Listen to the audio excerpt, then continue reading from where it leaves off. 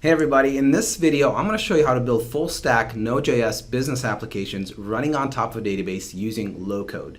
And what's so cool about using low code in combination with Node.js is that you can build real world applications in a way that is just so much easier and so much quicker than anything that I've seen.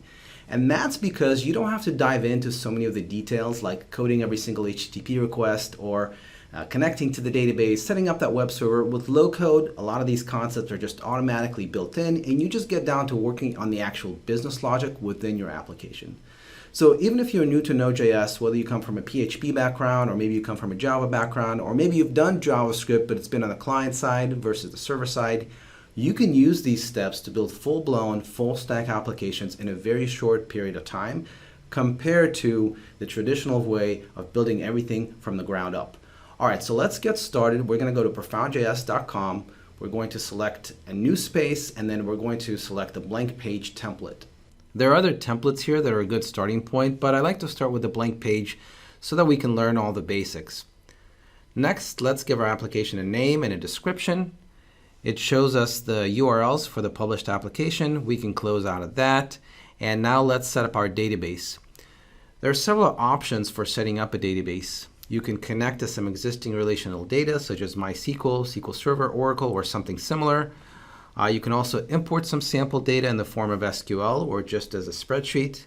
And then you can create a database from scratch as well, which is what I'm going to do here. And by the way, this will default us to using a MariaDB database that is already built in. So I'm going to go ahead and create a table. And let's work on our typical to-do list application, but keep in mind, this is just an example, and all of these concepts that I'm going to be showing you today apply to any type of application you may want to create, no matter how simple or complex the requirements may be. So we'll add a few columns.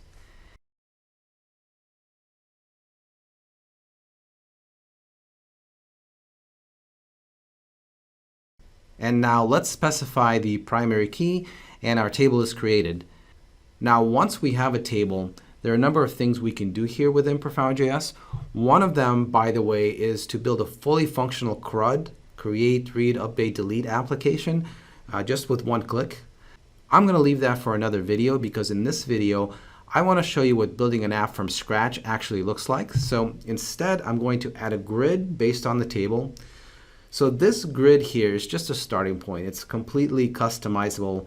I can add as many columns as I need, and I can customize any aspect of these columns. So let's do some resizing to get it just like I want. Now let's add an interface for adding a new item. This includes a label, an item input box, and a button. We can modify the button text and the button icon as well.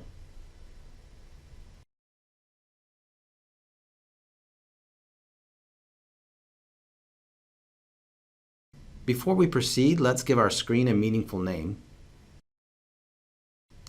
So we have now built a simple user interface for viewing, adding, and removing items. The next step is to add the business logic for all three of these. So when the screen loads, we want to load item data into the grid. Right-clicking the canvas and selecting Build Logic puts us into the screen initialization routine. Now, if we wanted to write Node.js code directly, we would then click this code icon. However, in general, 90% of the functionality can be added without writing custom code, just by adding steps that are based on these pre-built plugins. So let's select the plugin named Retrieve a Set of Database Records, and then select our table, select the item and status columns, and place them into our grid.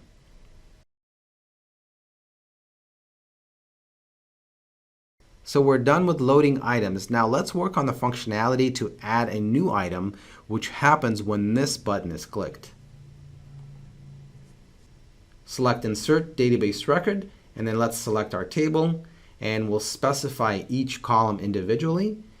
The item here will come from the screen. This is the text box field that we created, and the status will be hard-coded with the value of not started.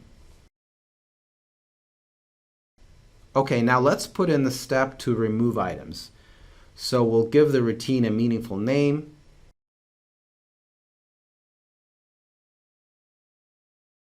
and we want to delete a database record from the to-do list table. And the criteria is the item in the row we clicked on. Now, active grid record represents the row which was clicked or where the event actually occurred. Let's click Save, Launch, and let's test the application. We'll add a few tasks, and we'll also test deleting a task. Now, before I finish up, let's also allow the user to change the status. I'm going to remove the output field for status and add an input field instead. And then I'll change that input field to a drop-down.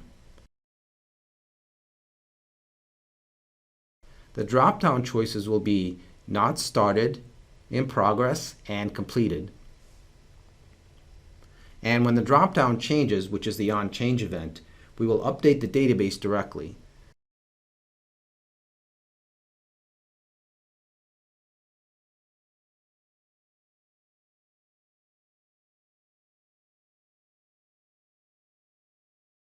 So the criteria for updating is the item in the grid, and we're going to update the status based on the selection that the user made in the drop-down.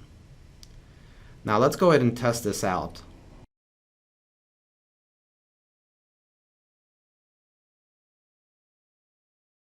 I'll refresh my page just to make sure the data persists.